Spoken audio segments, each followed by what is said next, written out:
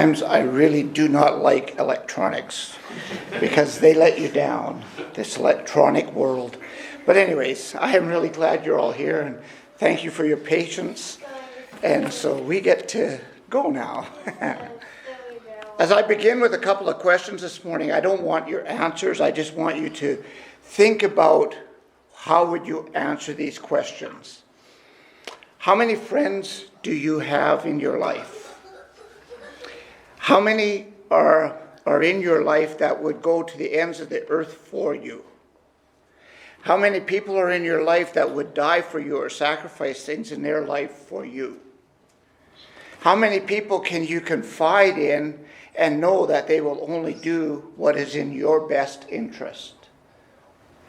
How many people are in your life that you would trust with your $1 million? Valley, a singer, if that's what you call the noise they make today, has a song that is titled, "You Ain't No Friend of Mine." Some of the lyrics say, "In the morning I feel so summertime. In the morning I feel so summertime. Why do you want to throw shade when I am trying to shine? Oh, I know, you ain't no friend of mine." We don't usually consider people who throw a damper on things or try to put you down. We don't consider those people as friends of ours. There's a man who was arriving home from work one day, and he noticed two little girls sitting on the steps of his apartment that he lived in, and both of the girls were crying. So he set down his briefcase and he asked the first girl, he said, why are you crying, dear?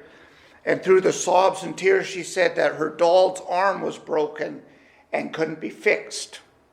The man took the doll, he looked at it, and he popped the arm. You know how they pop back in. He popped the arm back into the socket. And then he said, "There you go, dear. Your doll is healed." A barely audible thank you was heard through all of the tears and sobs. Then he turned to the second girl and he asked her, "What is the matter with you, dear? Why are you crying?" She said, "Oh, it's okay, sir. I'm okay.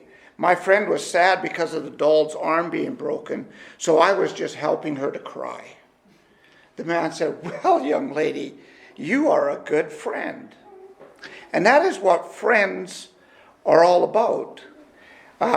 Friends will be there for you when you're going through tough times, not just good times. Friends will be your support when you need it. We don't consider a person who deserts you when the time gets a little tough, to be a friend.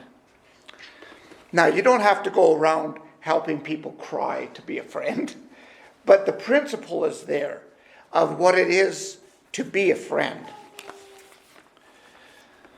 It's interesting who people call friends today. I did some research online. You know, I have over 240 friends on Facebook, but I only really know a handful of those people. And the rest of them have just befriended me on Facebook. I don't consider them friends. I may consider the handful I know as friends, but I don't consider all of them as friends. Friends are someone who knows you intimately, who is willing to walk the extra mile with you, who is willing to come in when the rest of the world is running away and running out.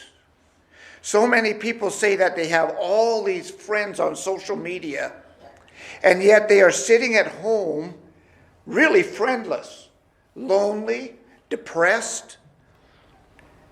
Why are you so lonely and depressed at home if you have all these friends? On social media, people befriend you, and many of them with less than good intentions, because what they really want is to use you. And I've worked with people that people have done this over and over with. I don't call that a friend, but they befriend you on Facebook. Most of social media are not friends of mine. Maybe I've heard the person's name, maybe I know something about them or heard something about them, but they're not really a friend. I don't really know them. I also know people who meet someone for the first time and they kind of hit it off, and right away they're friends. In reality, they're mere acquaintances. They just met each other. And so they don't really know each other, but they say we're friends. And I believe that happens in our society because we're so technically advanced that we suffer catastrophically in our social life. We don't even have to talk to people anymore. All you need to do is go online and get whatever you want or whatever you need. You don't even have to talk to anyone. So people meet someone and they go, oh, this is kind of neat. We actually met someone and talked to someone, and so they got to be friends. Research on our world that we live in today tells us that all of the things that are happening, the mass shootings, the millions of people who are living in depression, it can all be related directly back to technology. And you say that's silly because it's a people's choice, and it is. But what is behind these people making these choices? It also tells us that people experience loneliness in our society more than in any other society or generation before us. And yet we have more communication things than anybody has ever had. Why is that? Because it's all online. And you don't really have a relationship. You don't have a friendship.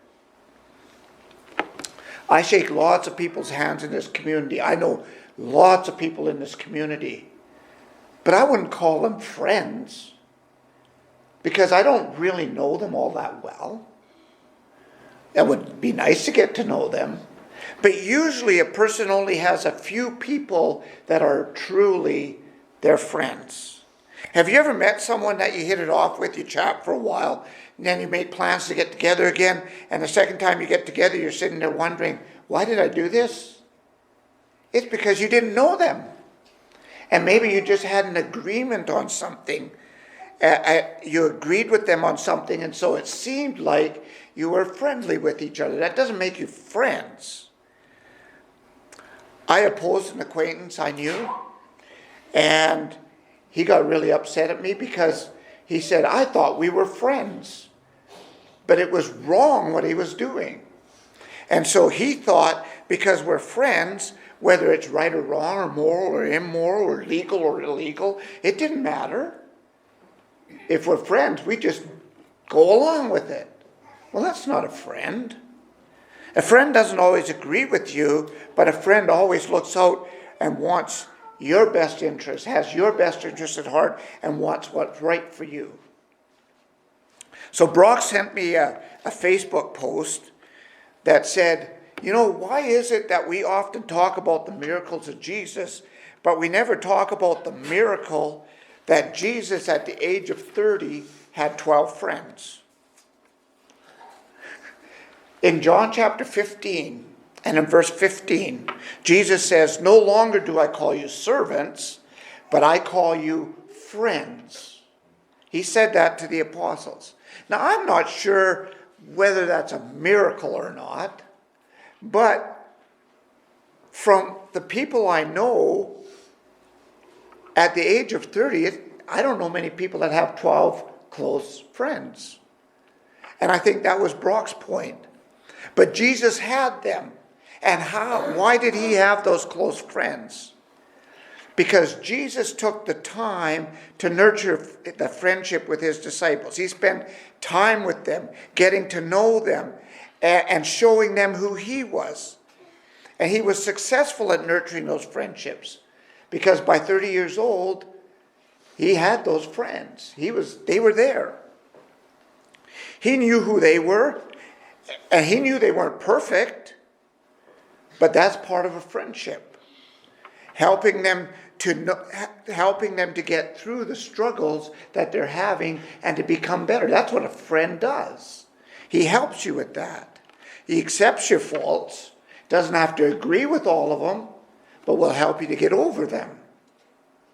Jesus knew them intimately, and they knew Jesus intimately. Jesus talked about laying down your life for a friend, Peter was willing to do that. We maybe make fun of Peter sometimes in his rash responses to Jesus, but he would have died for Jesus. I believe that. He pulled his sword and he whacked off the guy's ear. Like he was going to do that.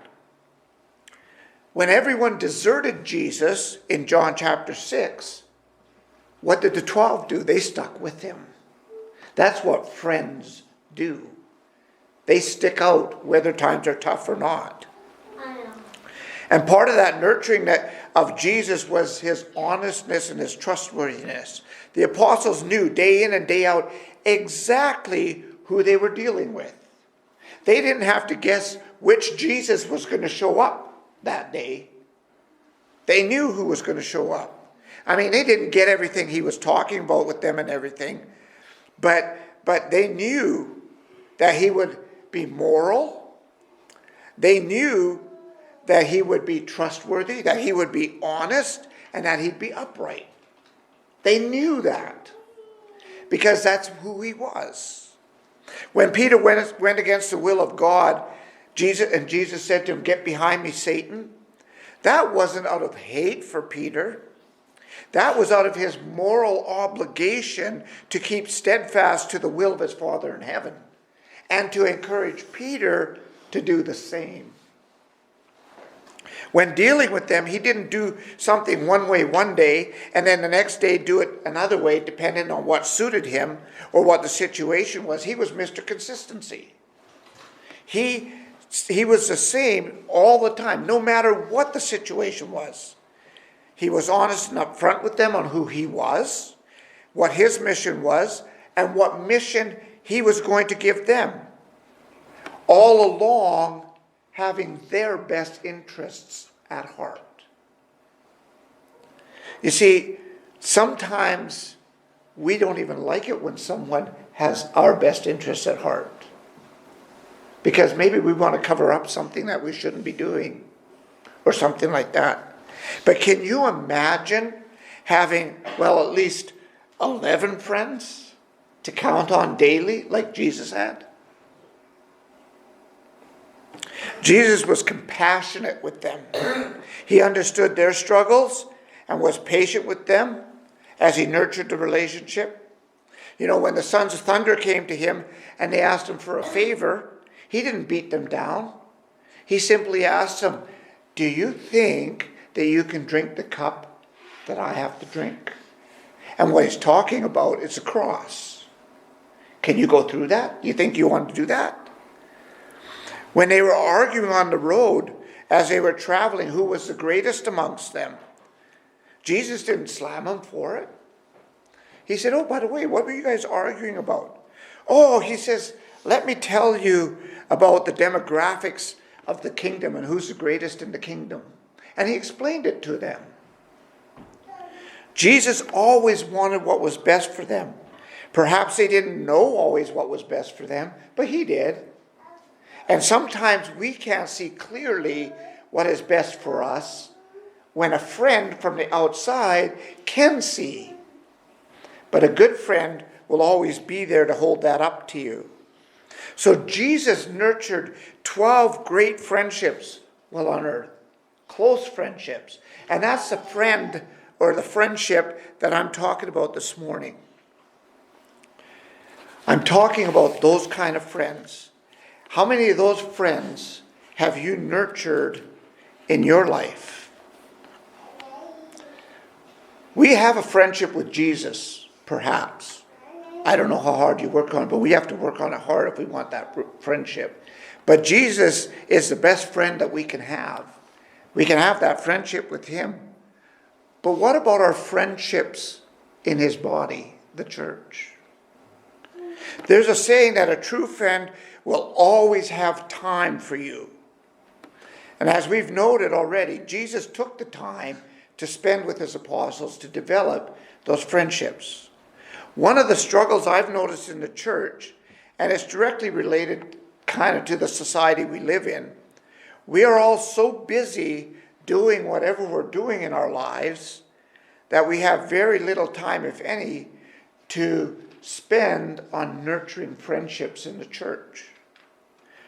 Our lives aren't interwoven like they were in the first century. They're not being meshed together like they should be. We're living our lives, and we're seeing each other on Sunday for a couple of hours, and if that isn't too much trouble, and then maybe with good fortune, we'll bump into one another, or we'll actually set a time to get together for a little while and spend a little bit of other time together during the week. But depending on how we use our time, it can be our enemy.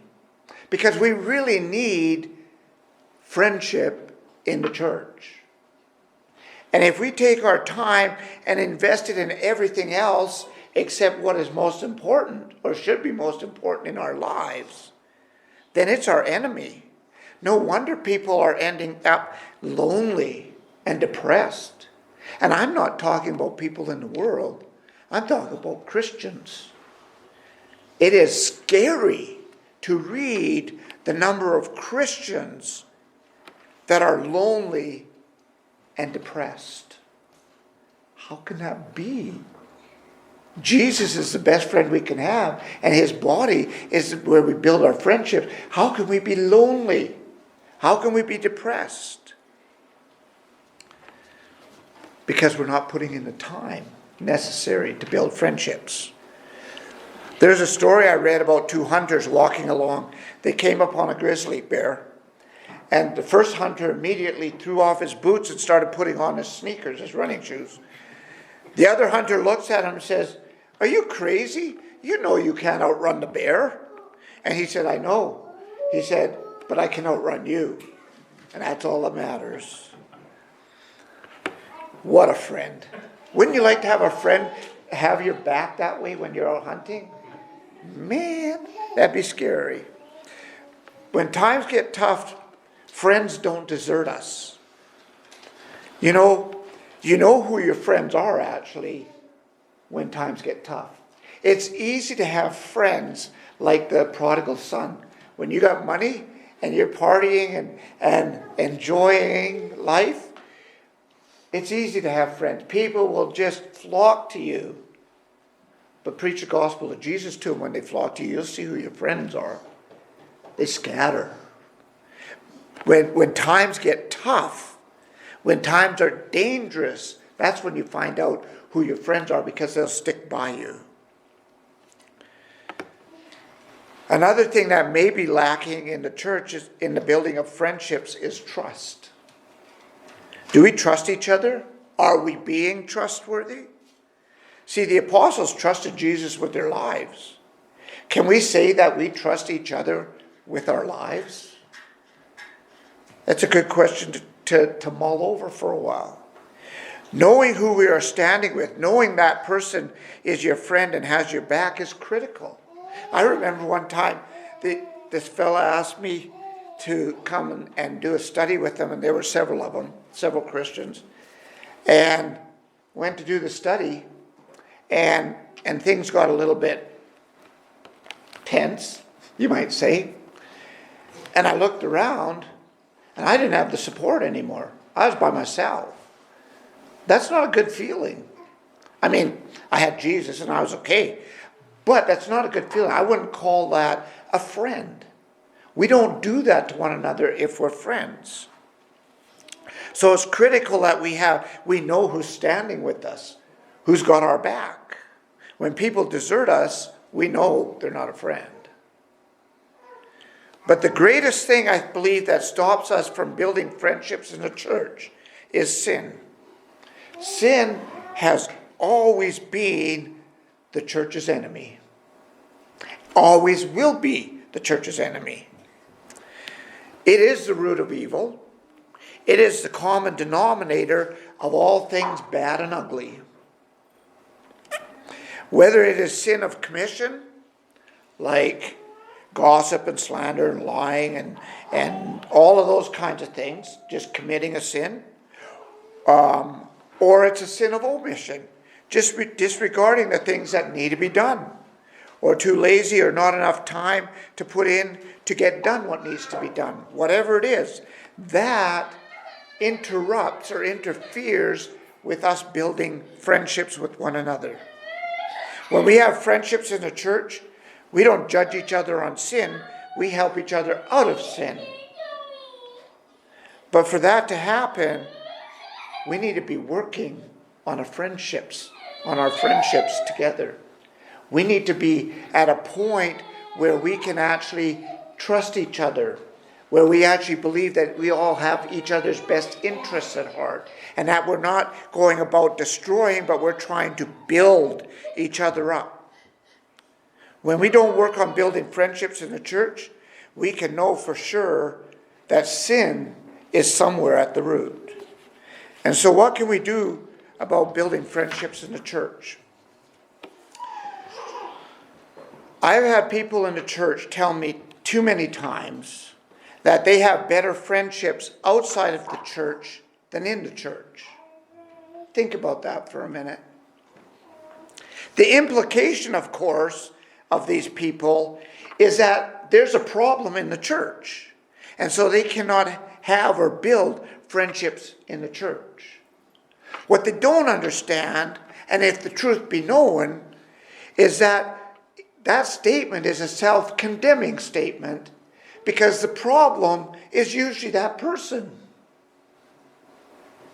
If I can build friendships in the church and someone else can't, is the church the problem? Or is something else the problem? See, there's two reasons for this happening. One person said that they can be themselves when they are with their friends in the world. The problem with that is being themselves is not necessarily being a Christian. And that is a huge issue. That's a problem.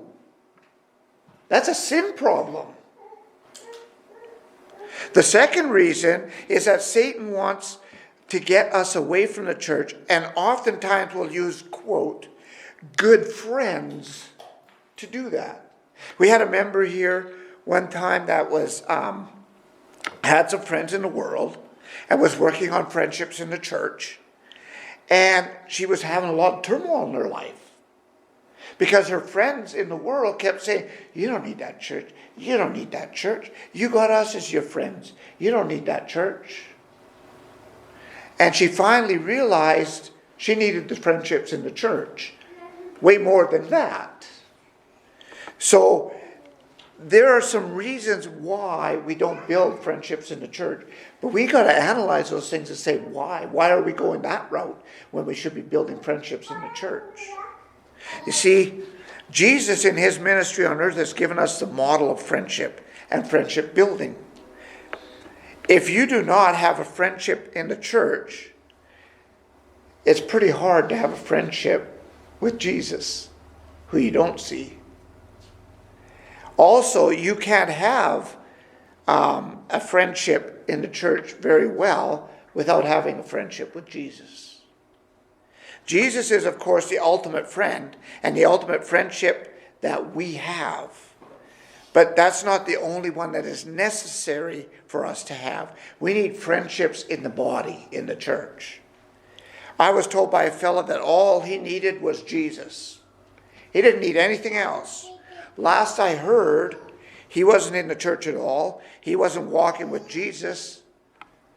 He's just off in the world doing his thing. You see, friendships in the church help us with our friendship with Jesus. And so as simple and as complicated as it may be, the goal for the church is to develop friendships with each other after the model of Jesus. And if you think about it, if we all had friendships outside of the church and none in the church, what would the church be? Not what Jesus designed it to be. And who would want to be part of the church? So let's be about building friendships in the church after the model of our Lord. And that will glorify Christ. What a friend we have in Jesus. If you don't have Jesus as your friend, or if you are struggling with friendships in the church, we want to help you with that. And so we invite you to come forward at this time while we stand and sing. What a friend we have in Jesus, all our sins and griefs to bear, and what a privilege to carry everything to God in prayer. Oh, what peace we often forfeit. Oh, what needless pain we bear. All because we do not carry everything to God in prayer. Have we trials and temptations? Is there trouble anywhere? We should never be discouraged. Just take it to the Lord in prayer. Can we find a friend so faithful who will all our sorrows share? Jesus knows our every weakness, so take it to the Lord in prayer. Are we weak and heavy laden, cumbered with a load of care? Precious Savior, still our refuge, take it to the Lord in prayer. Do thy friends despise, forsake thee? Take it to the Lord in prayer. In his arms he'll take and shield